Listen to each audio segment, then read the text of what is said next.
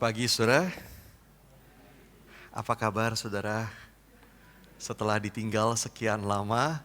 Saudara, saya ingat orang bilang nothing beats home gitu ya. Gak ada yang ngalahin rumah, dan betul saudara, ketika pulang ke rumah, bagaimanapun ranjang di rumah paling enak saudara. Walaupun ada bau ilernya, mungkin saya gak pernah ngiler sih saudara, mungkin gitu, gak tahu juga. Tapi paling enak rasanya begitu ya, dan juga termasuk ke gereja begitu, berada di tengah-tengah saudara lagi, nothing beats home gitu saudara. Saya sangat bersyukur untuk hari ini. Dan saudara, selama 3 bulan saya dan Yudit pergi untuk masa sabbatical, kami sangat bersyukur kami bisa menikmati itu dan Tuhan sangat memberkati. Saudara, selama 3 bulan kami coba nata ulang hidup kami coba memulihkan diri, mencoba membangun kebiasaan-kebiasaan yang baik dan lebih sehat begitu. Dan saudara banyak berpikir kemudian juga tentang pelayanan begitu. Dan saudara, $1 million question, bagaimana bukunya? Saya mau laporan soal buku sebelum ditanya. Saya mencoba menulis 2 buku, saudara, selama di sana. Yang pertama mungkin sudah sekitar 2/3, yang satu lagi mungkin sekitar setengah begitu. Keduanya masih perlu proses cukup panjang, tapi at least kalau tadinya idenya di awang-awang, sekarang saya mulai terlihat bentuknya begitu. Saya mulai coba tuangkan dan mulai tuliskan dalam bentuk buku. Saya berharap kalau Tuhan izinkan tahun depan bisa terbit begitu keduanya. Nah saudara, kami juga, saya dan Yudi sangat berterima kasih begitu buat teman-teman board pastors yang mengambil alih tugas-tugas kami selama kami pergi. Lalu saudara juga memberikan waktu, kesempatan untuk kami bisa tenang. Beberapa orang bilang pengen WA ditahan begitu ya, untuk supaya nggak mengganggu gitu. Padahal nggak apa-apa juga kalau WA kami begitu. Dan terima kasih saudara untuk waktu yang diberikan buat kami. Saudara, bersyukur hari ini kembali di tengah-tengah saudara berbagi berkat firman Tuhan, dan biarlah Tuhan yang terus memberkati kita lagi ke depan, kita sama-sama saling membangun. Saudara, mari kita berdoa sebelum kita merenungkan firman Tuhan. Bapa dalam surga, kami bersyukur dan berterima kasih untuk waktu yang Tuhan berikan kepada kami. Kami boleh bertemu lagi, kami boleh terus di dalam tangan anugerah Tuhan. Dan Tuhan, kami berdoa memohon pimpinan-Mu ketika kami membaca dan merenungkan firman-Mu. Tuhan, hadirlah di tengah-tengah kami, biarlah Roh Kudus yang menolong kami mengerti firman yang kami baca dan renungkan. Dalam nama Tuhan Yesus kami berdoa, amin. Nah saudara, hari ini saya akan meneruskan seri khotbah kita dari nyanyian ziarah, yaitu kumpulan mazmur yang dinyanyikan pada waktu orang Israel berziarah dari berbagai tempat menuju ke Yerusalem untuk kemudian beribadah kepada Allah di sana. Nah saudara, kumpulan mazmur ini juga menjadi sebuah kumpulan lukisan perjalanan kita di dalam kita mengikut Tuhan. Sebuah perjalanan yang sangat panjang, ada banyak hal yang perlu terus kita lakukan, kita bangun di dalam kita mengikut Tuhan. Nah saudara, kita sudah membahas Mazmur 120 sampai 122, hari ini kita membahas Mazmur 123. Saudara, mari kita baca dulu, kita lihat sama-sama di Alkitab masing-masing saudara, Mazmur 123. Saudara, saya akan bacakan bagi kita dari versi TB2, Alkitab versi TB2. Saudara boleh melihat di dalam Alkitab saudara masing-masing, demikian firman Tuhan. Mazmur 123, nyanyian ziarah. Kepadamu aku melayangkan mataku, ya Engkau yang bersemayam di surga. Lihat, seperti mata para hamba laki-laki tertuju kepada tangan tuannya, seperti mata hamba perempuan tertuju kepada tangan nyonyanya. Demikianlah mata kita tertuju kepada Tuhan Allah kita, sampai Ia mengasihani kita. Kasihanilah kami ya Tuhan, kasihanilah kami. Sebab kami sudah cukup kenyang dengan penghinaan, jiwa kami sudah cukup kenyang dengan olok-olok orang-orang yang merasa aman, dengan penghinaan orang-orang yang angkuh. Sampai semikian jauh saudara pembacaan firman Tuhan. Nah saudara, saya akan membagi dalam 3 bagian. Yang pertama adalah saya ingin membahas latar belakangnya, apa yang sedang dialami oleh mereka di dalam perjalanan. Sesuatu yang juga kita alami dalam perjalanan kita mengikut Tuhan. Yang kedua adalah bagaimana sikap mereka kemudian kepada Tuhan. Dan yang ketiga, apa yang mereka harapkan. Nah saudara, saya mulai dengan yang pertama, apa yang sedang dialami oleh mereka. Saya kira sebetulnya tidak terlalu sulit saudara untuk kita memahami isi dari Mazmur yang sangat singkat ini, karena yang dia tuliskan sangat jelas. Saudara, 2 ayat terakhir, yaitu ayat 3 dan ayat 4 dari Mazmur ini menunjukkan mereka menyanyikan Mazmur ini sebagai sebuah ratapan. Saudara, mereka meratap, meminta pertolongan Tuhan karena mereka merasa tertekan. Disebutkan saudara dalam ayat 3 dan 4, mereka kenyang dengan penghinaan, kenyang dengan olok-olok. Nah, saudara, kita tidak tahu pasti memang apa sebetulnya yang mereka alami. Ada yang menduga ini adalah situasi ketika mereka waktu itu baru kembali dari pembuangan di Babel. Mereka kembali ke Yerusalem, waktu itu bait Allah sudah hancur, tidak ada tembok kota, kemudian mereka berusaha membangunnya, lalu musuh-musuh mereka mengolok-olok mereka, menghina mereka. Dan itu yang terkenang, menyakitkan bagi mereka ketika mereka berjalan kembali ke Yerusalem. Nah, saudara, istilah yang dipakai menarik, kami kenyang. Artinya saudara, begitu banyaknya hinaan dan olokan yang dilontarkan, sampai kami tidak sanggup lagi untuk memakannya begitu. Kami kenyang dengan semua itu. Sementara kami tidak bisa berbuat apa-apa, maka mereka meratap kepada Tuhan. Nah, saudara, kita tidak tahu pasti apakah memang latar belakang Mazmur ini adalah situasi mereka baru kembali dari pembuangan di Babel. Tetapi saya berpikir, bukankah ada banyak macam situasi dalam hidup kita yang memungkinkan mendorong keluarnya ratapan seperti ini. Nah, saudara, bukankah setiap kita juga pernah mengalami masa-masa di mana kita merasa tidak berdaya? Saudara, mungkin kita ditindas oleh orang yang jauh lebih berkuasa dari kita. Mungkin kita dibully dan kita tidak mampu untuk melawan. Mungkin kita tertekan dengan situasi keluarga atau ekonomi dan kita tidak tahu jalan keluarnya. Atau mungkin saudara, kita tertekan, kita ketakutan akan sesuatu, akan relasi yang berantakan, akan kesepian, kita takut akan ditinggalkan, kita takut akan dianggap buruk oleh orang lain. Ada masanya kita mengalami hal-hal seperti itu, sementara kita merasa orang lain tidak mengerti kita, tidak peduli kita, bahkan memandang rendah kepada kita. Belum tentu sungguh-sungguh ada yang mengolok dan menghina kita, tapi kita merasa kenyang dengan semuanya, tidak tahan lagi menerimanya. Dan saya kira saudara, situasi seperti ini adalah situasi yang bisa dialami kapan saja oleh setiap kita di dalam perjalanan kita mengikut Tuhan. Pertanyaan yang sangat penting adalah, lalu apa yang harus kita lakukan? Saudara, di tengah situasi seperti itu, sebagian orang akan mencoba berusaha membuktikan bahwa mereka kuat, hebat, mampu, tidak seperti yang dianggap oleh orang-orang itu. Kalau orang memandang rendah, kita tidak punya uang, kita cari uang lebih banyak. Tapi karena itu kita mengorbankan waktu dengan keluarga, mengorbankan kesehatan, mengorbankan relasi dengan teman-teman, mengorbankan waktu doa dengan Tuhan. Akhirnya saudara, tadinya kita diperbudak oleh hinaan mereka, sekarang kita diperbudak oleh kesibukan kita. Sebagian orang lagi saudara akan mencoba menutupi kelemahannya. Ketika berada dalam kondisi seperti itu, kalau dia merasa khawatir misalnya tentang penampilannya, maka dia akan rela untuk lakukan apa saja demi memperbaiki penampilan. Dia bayar mahal untuk kecantikan, dia beli barang-barang mahal untuk menghias dirinya. Sampai ada orang berkata begini, banyak orang sebetulnya hanya mencoba membuat orang lain terkesan, padahal orang lain itu tidak peduli.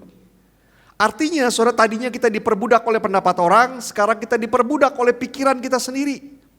Sebagian orang lagi mencoba mengejar apa yang dia tidak punya. Kalau dia merasa tertekan karena pandangan orang bahwa dia tidak punya pasangan misalnya, maka dia akan berjuang mengejar pasangan. Tidak peduli apa yang Tuhan mau, tidak peduli orang percaya, tidak peduli orang yang abusive atau tidak. Kalau dia merasa tertekan karena pandangan bahwa dia adalah orang yang gagal, maka dia akan berjuang untuk membuktikan bahwa dia orang yang sukses. Dia rela mengeluarkan banyak uang yang sebetulnya tidak mampu dia keluarkan untuk membangun image bahwa dia orang yang sukses. Maka akhirnya kalau tadinya dia diperbudak oleh pandangan orang, sekarang dia diperbudak oleh cinta, oleh penerimaan orang. Saudara, karena tertekan, maka orang akan mencari cara untuk merdeka, bebas dari tekanan. Dengan membuktikan diri, dengan menutupi kelemahan, dengan mengejar apa yang tidak dia punya. Tapi kalau itu yang dilakukan, sebetulnya kita akan selalu hidup di dalam perbudakan. Kita hanya selalu tukar-tukar tuan, ganti tuannya. Tapi sebetulnya kita tetap diperbudak. Saudara, di dalam perjalanan hidup kita, tidak terhindarkan bahwa kita akan mengalami kesulitan. Kita akan mengalami kekhawatiran karena kondisi yang kita alami. Kita akan mengalami banyak hal yang menekan kita. Kita akan mengalami masa di mana kita merasa tidak berdaya. Di tengah situasi seperti itu, pertanyaan paling penting adalah, lalu apa yang harus kita lakukan?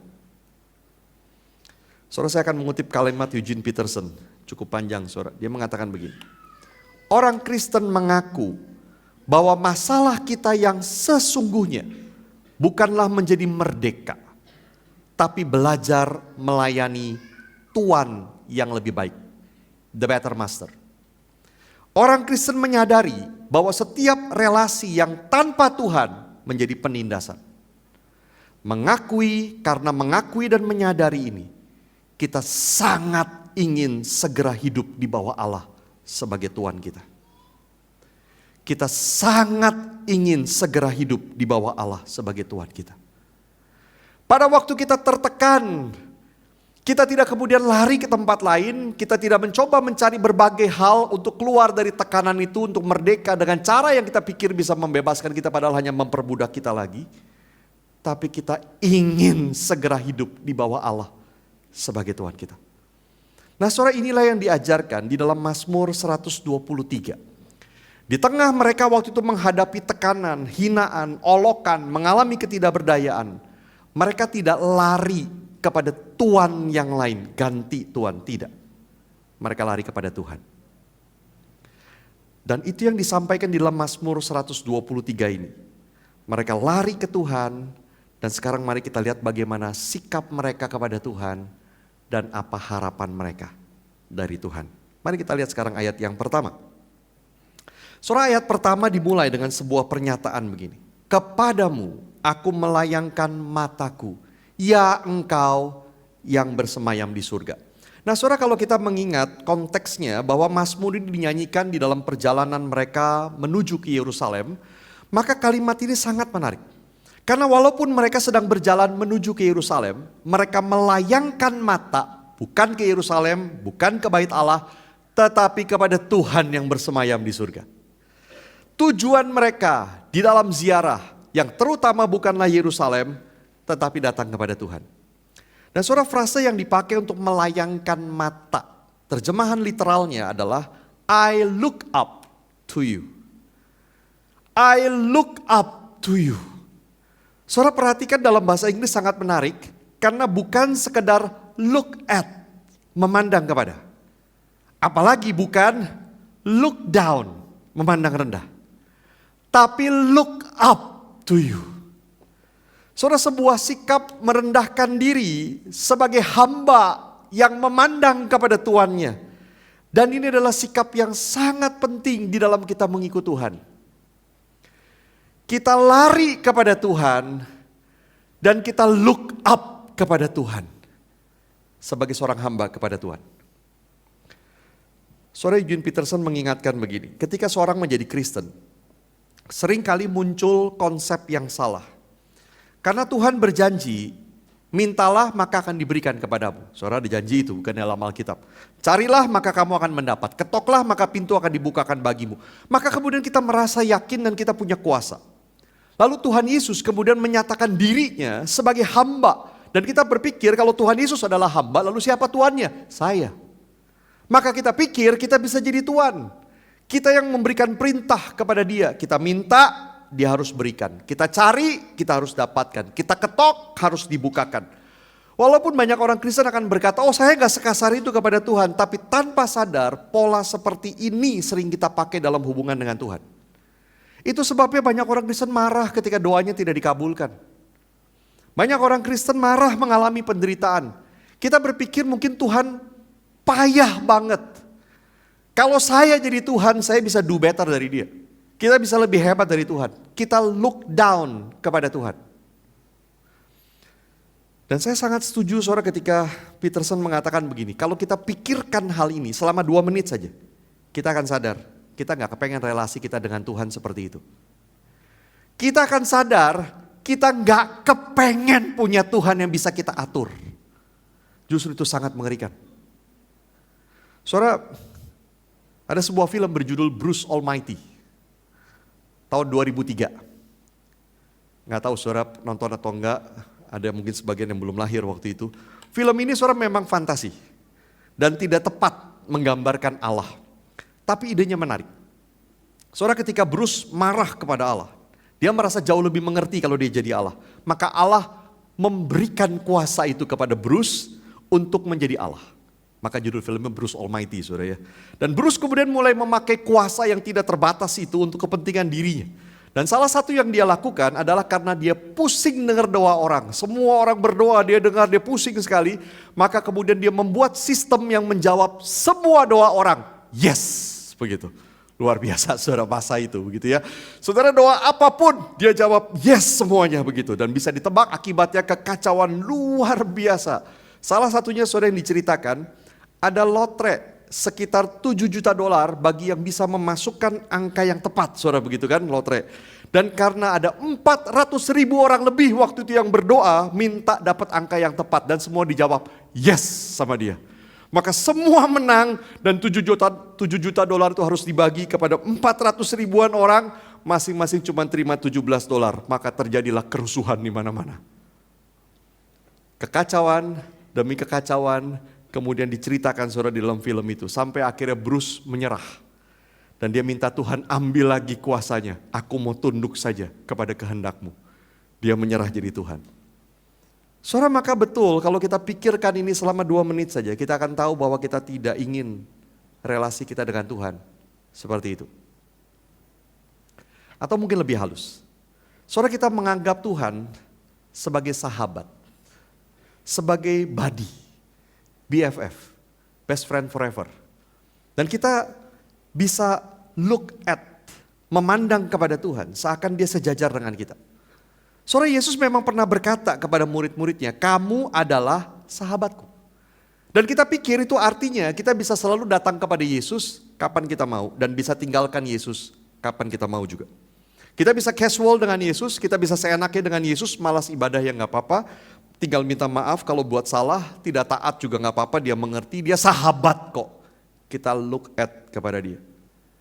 Tapi perhatikan kalimat Yesus dalam Yohanes 15 ayat 14-15 ini tadi sudah sempat ditampilkan. Kamu adalah sahabatku. Jikalau kamu melakukan apa yang kuperintahkan kepadamu. Aku tidak lagi menyebut kamu hamba. Sebab hamba tidak tahu apa yang diperbuat oleh tuannya. Namun aku menyebut kamu sahabat. Karena aku memberitahukan kepada kamu segala sesuatu yang telah kudengar dari Bapakku. Kamu adalah sahabatku kata Yesus. Itu betul tapi dia sambung. Jikalau kamu melakukan apa yang kuperintahkan kepadamu. Kamu adalah sahabatku jikalau kamu adalah hambaku. Saudara Yesus menyebut kita sahabat karena dia memperlakukan kita sangat jauh dari gambaran Tuhan di zaman itu. Di zaman itu seorang hamba, seorang budak tidak punya hak untuk mengenal pikiran dan hati tuannya. Ketika dia diperintah sesuatu, dia harus lakukan, dia berjalan di dalam gelap, dia tidak tahu apapun karena dia hanya hamba. Tapi Yesus memberitahu kita apa yang dia dengar dari Bapa. Maka kita bisa mengenal hatinya, kita bisa mengenal pikirannya karena dia menyatakannya kepada kita. Maka dia berkata kita bukan seperti hamba tapi seperti sahabat. Tapi jangan lupa, kita tetap adalah hamba. Kita adalah hamba yang diperlakukan sebagai sahabat oleh Tuhan kita. Saudara maka saya membayangkan kita seperti orang yang bersujud di hadapan Tuhan dan kemudian berkata, Tuhan hidupku milikmu. Apapun yang kau perintahkan aku harus taat, aku hamba. Tapi lalu Tuhan kemudian merangkul kita dan berkata, tapi aku menganggapmu sahabat. Dan dia menceritakan isi hati. Dia memberitahu maksudnya. Dia mengasihi kita. Kita adalah hamba yang diperlakukan sebagai sahabat. Maka kepada Tuhan sikap kita adalah look up. Menengadah, memandang ke atas, menghormati sebagai hamba kepada Tuhan. Look up seperti apa? Dia tambahkan saudara di ayat yang kedua. Lihat seperti mata para hamba laki-laki tertuju kepada tangan tuannya. Seperti mata hamba perempuan tertuju kepada tangan nyonyanya. Demikianlah mata kita tertuju kepada Tuhan Allah kita. Saudara seorang budak akan berdiri di posisi di mana dia bisa melihat tangan tuannya. Apa yang dia lakukan di sana? Dia menanti tanda dari tuannya. Kalau tuannya memberikan kode untuk dia datang, dia akan datang. Kalau tuannya memberikan kode untuk mengambilkan air, dia harus ambilkan air. Kalau tuannya memberikan tanda selesai makan, maka dia harus segera membereskan. Dia melihat tangan tuannya terus menerus dengan sabar, dengan percaya dan siap untuk taat. Nah saudara pertanyaannya apakah kita melihat Tuhan seperti itu? Terus-terusan, sabar menanti, percaya pada kebaikannya, dan siap untuk melayani. Apakah kita memandang Tuhan seperti itu? Itu sikap hamba dalam mengikut Tuhan. Sampai kapan saudara kita harus memandang dia? Mazmur ini berkata begini, sampai ia mengasihani kita. Dan kemudian dia sambung, kasihanilah kami ya Tuhan, kasihani kami. Oh saudara, di dalam bahasa Inggris sangat menarik sekali begini. Mercy God, mercy.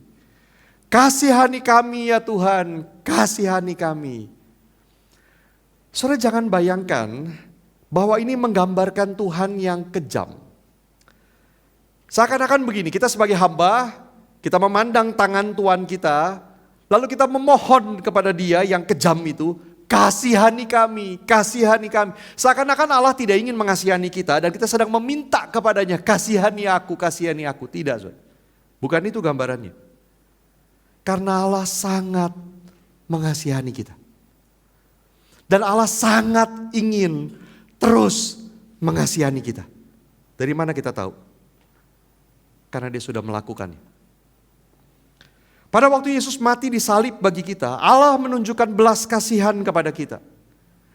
Dia menanggung hukuman bagi kita sehingga kita tidak perlu dihukum. Dia mengasihani kita.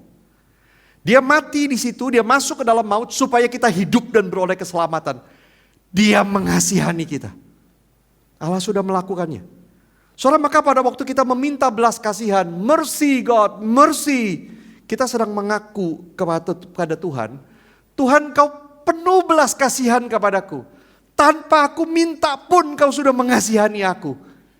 Kasihani aku lagi, kasihani aku lagi. Saudara ingat saya pernah membahas ada dua kata yang sangat penting tentang bagaimana Tuhan memperlakukan kita. Yang pertama adalah mercy. Belas kasihan. Kita tidak menerima yang selayaknya kita terima. Itu artinya mercy. Belas kasihan. Kita tidak menerima yang selayaknya kita terima. Yaitu hukuman. Kata kedua adalah grace. Anugerah. Artinya kita menerima yang tidak selayaknya kita terima. Yaitu kebaikan Tuhan. Tidak layak kita terima. Tapi diberikan kepada kita. Nah saudara, keduanya dilakukan Allah melalui salib Yesus Kristus. Ketika Tuhan Yesus disalib, dia menanggung hukuman bagi kita sehingga kita tidak dihukum. Kita menerima mercy. Kita dikasihani. Karena kita tidak menerima yang selayaknya kita terima, yaitu hukuman. Dan sebaliknya, kita menerima grace. Kita menerima kebaikan Tuhan yang tidak selayaknya kita terima. Nah saya ingat saudara, John Piper pernah berkata begini. Ketika kita menerima kebaikan Tuhan, ketika kita menerima anugerah Tuhan, respons apa yang paling tepat yang menggambarkan kita sangat bersyukur untuk kebaikan Tuhan? Respons apa saudara kira-kira? Ketika kita terima kebaikan Tuhan, kita terima anugerah Tuhan, respons apa yang seharusnya paling tepat menunjukkan bahwa kita sangat bersyukur untuk kebaikan Tuhan? Dia berkata begini, minta lagi kebaikan Tuhan. Kita mungkin berkata begini, Lord, thank you for your grace. Tuhan terima kasih untuk anugerah-Mu. Jangan berhenti di situ, tapi teruskan lagi. More grace, Lord, more grace. Berikan lagi anugerah-Mu, berikan lagi anugerah-Mu. Saudara, ini bukan kita tidak tahu diri. Seakan-akan begini, kita sudah diberi lalu minta lagi. Dikasih hati, minta ampla. Saudara, bukan begitu. Bayangkan sebaliknya begini. Tuhan begitu ingin memberikan anugerah kepada kita. Begitu ingin memberikan kebaikannya kepada kita. Sampai dia mati untuk melakukan itu. Lalu kemudian kita berkata kepada dia, oh Tuhan, saya gak butuh. Saya gak usah, saya gak perlu. Aku sudah cukup kok. Apakah itu menghargai Tuhan? Tidak. Waktu kita meminta anugerah Tuhan, lagi.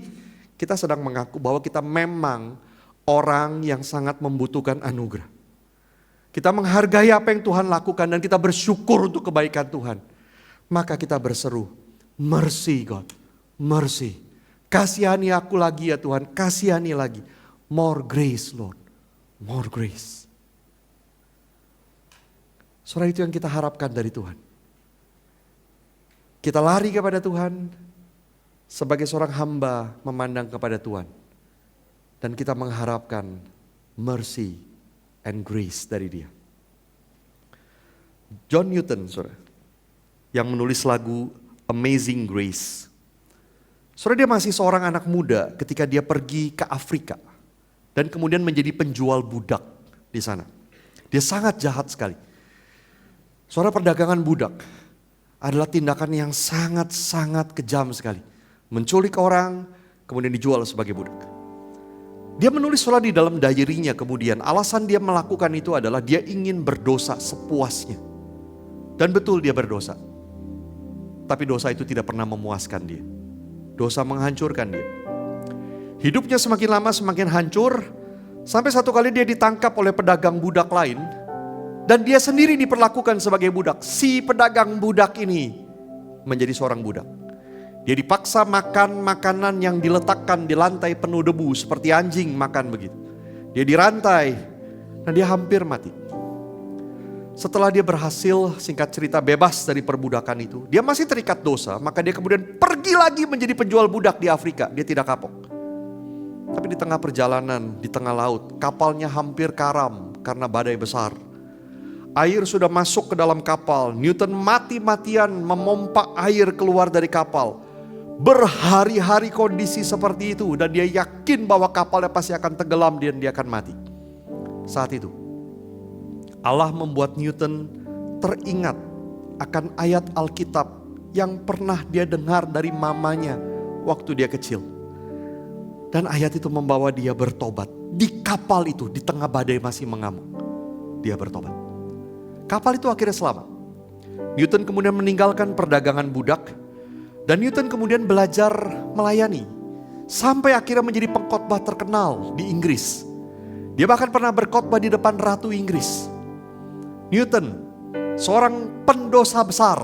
Seorang pedagang budak yang juga pernah diperbudak. Sangat sadar akan dua hal apa yang Allah lakukan kepadanya. Mercy and grace. Belas kasihan dan anugerah. Itu sebabnya dia menulis lagu Amazing Grace. Amazing grace, how sweet the sound that saved a wretch like me. I once was lost, but now am found. Was blind, but now I see. Anugerah menakjubkan, betapa indahnya yang menyelamatkan orang celaka seperti aku. Dulu aku terhilang, tapi sekarang ditemukan. Dulu aku buta, tetapi sekarang melihat. Newton tidak pernah lupa ini. Satu kali seorang temannya komplain tentang seorang yang belum percaya dan sangat keras sekali menolak Injil, terus hidup di dalam dosa. Temannya ini komplain kepada Newton berkata, kadang aku hampir putus asa karena orang ini. Newton menjawab dia, aku tidak pernah putus asa kepada siapapun sejak Tuhan menyelamatkanku. Aku tidak pernah putus asa kepada siapapun sejak Tuhan menyelamatkanku, karena orang seperti dia pun bisa bertobat. Waktu dia tua, pikirannya mulai pikun, pikirannya sudah hilang, Newton berhenti berkhotbah.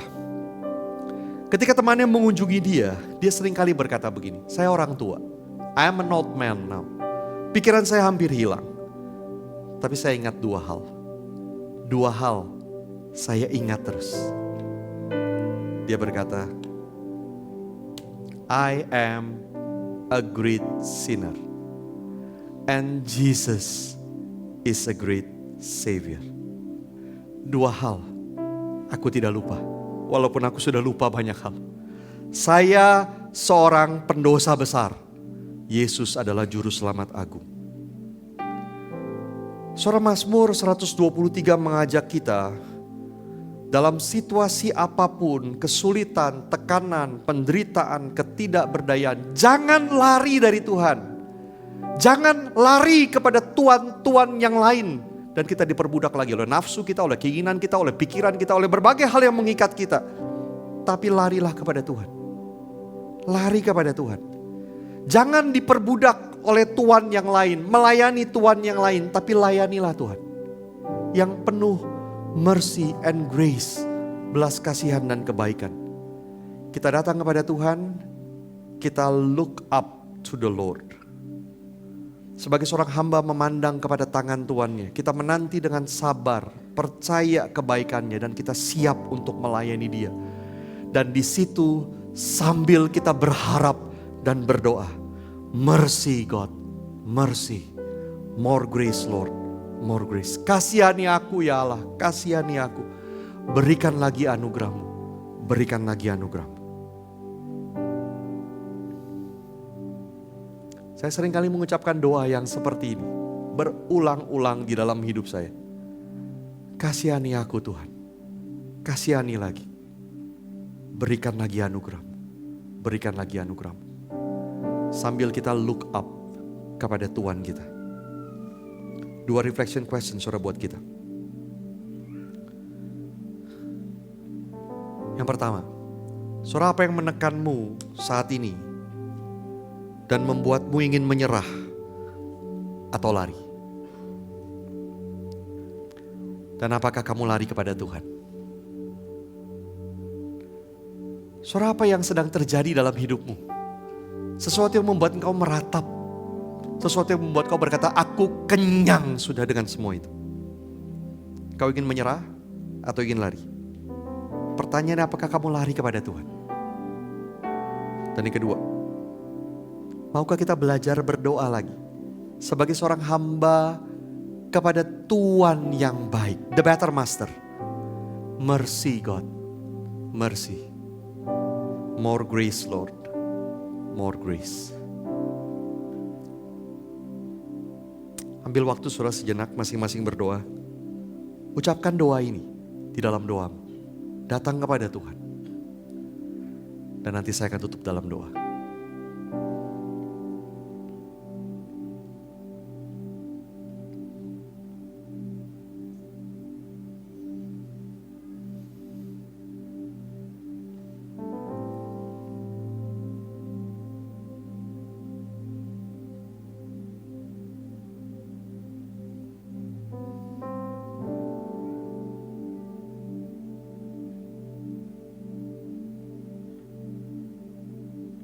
Biarlah saudara meneruskan doa ini di rumah, malam ini, besok pagi.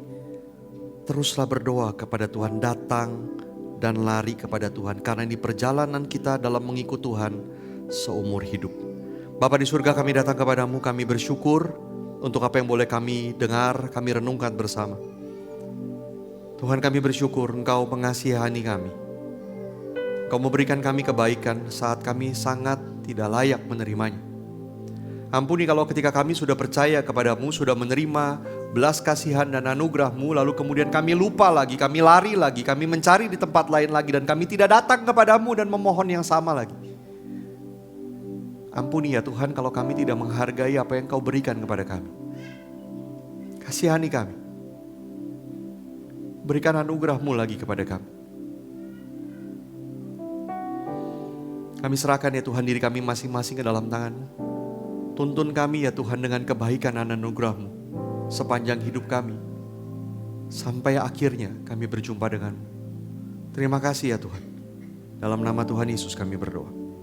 Amin.